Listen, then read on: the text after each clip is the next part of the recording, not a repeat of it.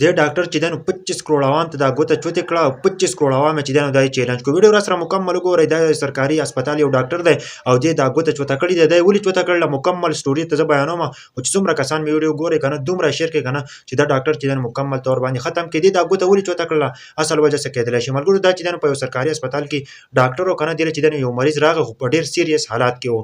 د مریض سره چې کم کسان راغلي نو هغه د ډاکټر پسې ورغلل که نه چې دا مریض ډېر په سیریس حالات کې دی ته راشه دا مریض وګوره. و دغه ډاکټر چې دی ځان له په موبایل کې چې دی نو مصروف و دا نه راته و دغه مریض چې دی نو اخر کار د دنیا نه رخصت شو. په سرکاري هسپتال چې دی نو ډاکټر ول نه راته نو هغه مریض چې دی نو مکمل طور باندې د دنیا نه رخصت شو. د دې مریض سره چې کم کسان راغلي دا بیا په ډاکټر پسې لاړو او دا خبره ورته وکړله چې موږ په تا پسې څو پیره درلو او دا مریض ډېر په سیریس حالات کې و او ته دلته موجود وې او ته نه راتللې او هغه مریض چې دی نو د دنیا نه رخصت شو. نو دا ډاکټر ولګېد که نه د خپله ګوته چوته کړله او 25 کروړ عوام چې دی نو دا چیلنج کو.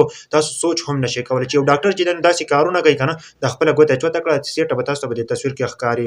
و دغه ډاکټر چې دی نو بیا معطل کو خو د دې خلاف صحیح کاروایي نه ده شو ځکه که نه چې دی دا داسې ګوته چوته کړله دا اوس معطل شو. و دا به چې دی نو بیا په سرکاري هسپتال کې بیا ولګي بیا به چې دی نو په جاب باندې ولګي یار. و داسې قسمه ډاکټران چې دی نو دا مکمل طور باندې ختمول پکار دي چې دا دوباره چېرته هم چې دی نو واپس په هسپتالونو کې ونه لګي ملګرو. دې سیټه به وګورئ دا نوجوان دی ډېر عمر یې ډېر زیات کم دی و دې چې دی نو دا ګوته چوته کړې ده په دې باندې چې دی نو خلک ډېر زیات خفه کړی دی. ډېر د افسوس مقام دی که نه زموږ سرکاري هسپتالونو دغه حال دی. یو ډاکټر چې دی نو هغه په خپله موجود په خپل موبایل کې چې دی نو ګوتې وهي او د هغه نه چې دی نو مریض د دنیا نه رخصتېږي مریض ته نقصان وي مریض ته تکلیف وي و دې هغه ته نه ګوري یار. و دې ډاکټر چې دی نو خلاف سخته کاروایي پکار ده چې دا چېرته هم په بل ځای کې په ډیپۍ باندې ونه لګي چېرته په بل هسپتال کې ونه لګي ځکه چې دې چې دا کم کار کړی دی که نه نو تاسو سوچ هم نشئ کولی. د سیټه به تاسو ته تصویر ښکاري د خپله ګوته چوته کړې ده 25 کروړ عوام چې دی نو دا چیلنج کړی دی 25 کروړ عوام ته چې دی نو دا ګوته چوته کړې دی. په دې باره کې څه وایي ښه باندې کمنټ به کوئ چې څومره کسان زما دا ویډیو ګورئ که نه دومره شیر کړئ چې زموږ د ټول پاکستان ته ورسي.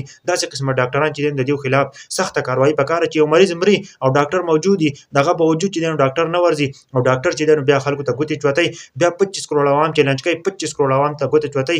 په دې باره کې به تاسو څه وایئ چې دې ډاکټر په باره کې تاسو څه وایئ چې دا خو داسې سخته کاروایي دې خلاف کول پکار و چې دا بیا چېرته هم په بل هسپتال کې ونه لګي. دا خو اوس معطل شو بیا په بل هسپتال کې ولګي بیا به چې دی نو په ډیپټۍ باندې ولګي. خو دې سره داسې کار کول غواړي که نه چې دا بیا چېرته هم په ډیپټۍ باندې ونه لګي.